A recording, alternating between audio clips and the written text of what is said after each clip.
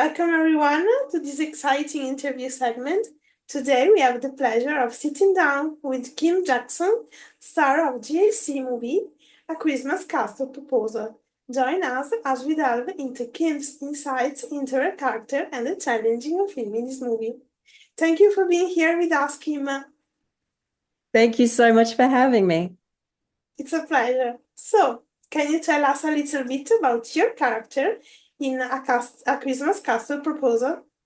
Well, Erica is the brash, like New York publicist, or book publisher, and she's just one of those that's kind of representative in the film, I guess, of the kind of work obligations that Olivia, played by Rhiannon Fish, has in the film. And so she's kind of like constantly driving the the hard line to her, like, we're gonna do this, and I need you to do this, and this is your deadline. The sort of thing people like to escape from.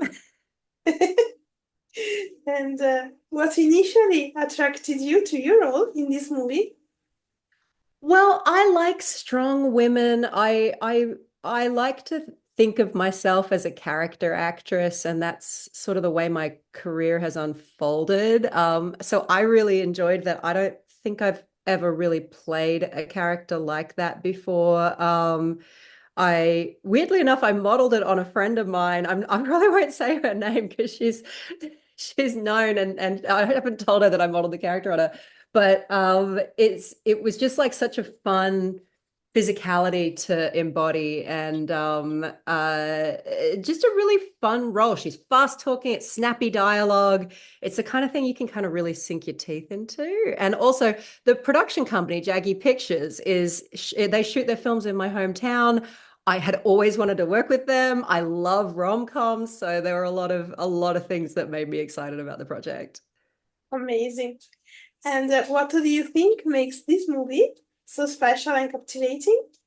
And what do you hope audiences will take away from watching A Christmas Castle Proposal?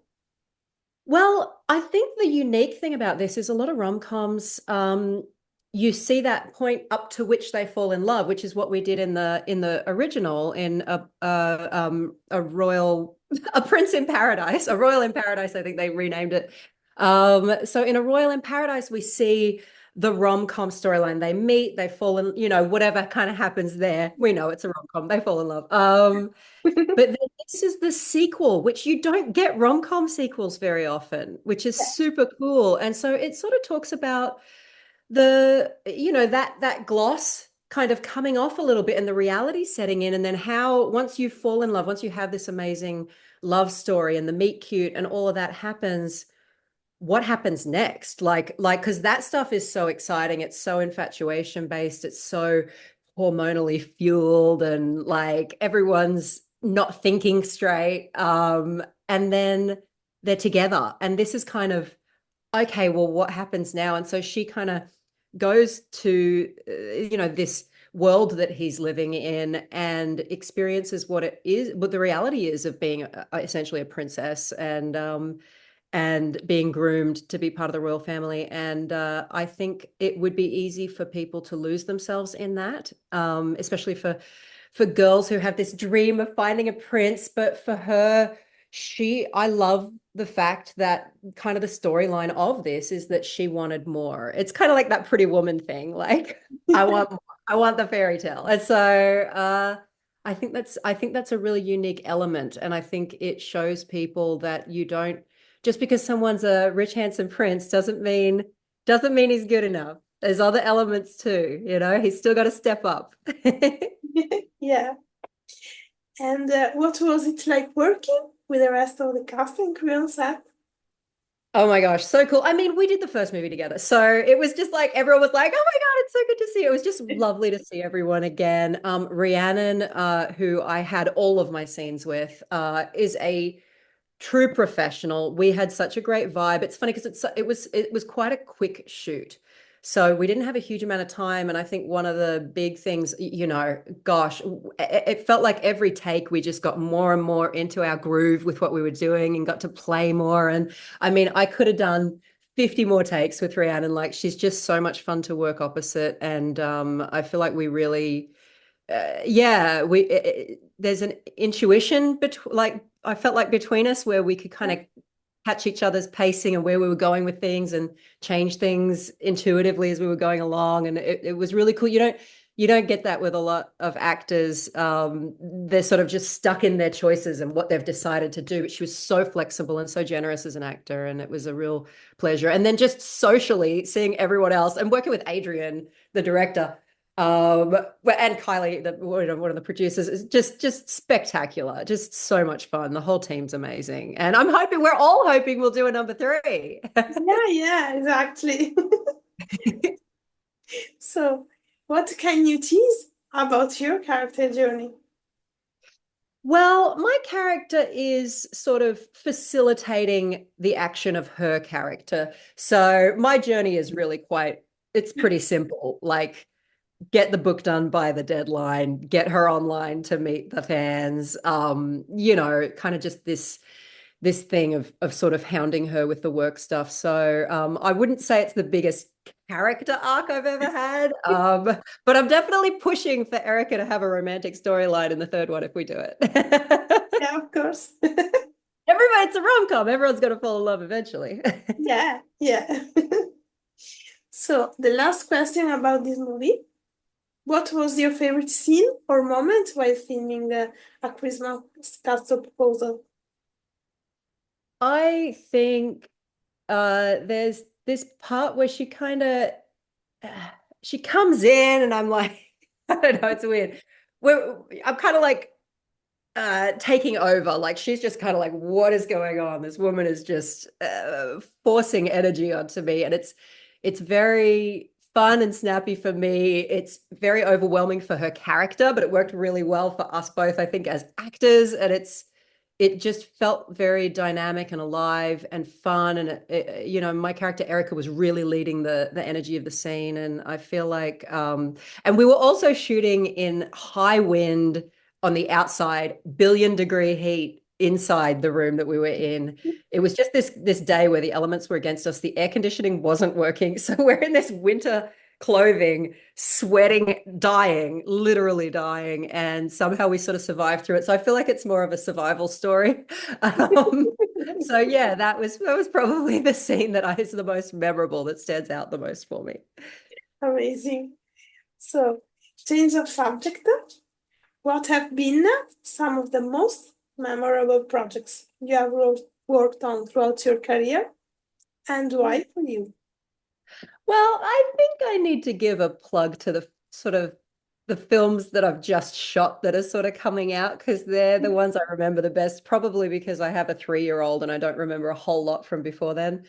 But I just did a job in the most beautiful small town, Albany, in the far western part of Australia. It's arguably one of the most remote places in the world as far as proximity to big cities. And it's just stunning. And I shot almost, my scenes were opposite Daisy Ridley. And it was just wonderful working with such a huge star who's such a big professional, and seeing what she does not only on camera but off camera. I remember there was a scene she was doing with my friend Salome, and she literally was crying off camera in every take. Daisy was, and I was just like, that is such a generous thing to do as an actor. And so that film's called We Bury the Dead. I think it's actually premiering tonight in Australia at the Adelaide Film Festival.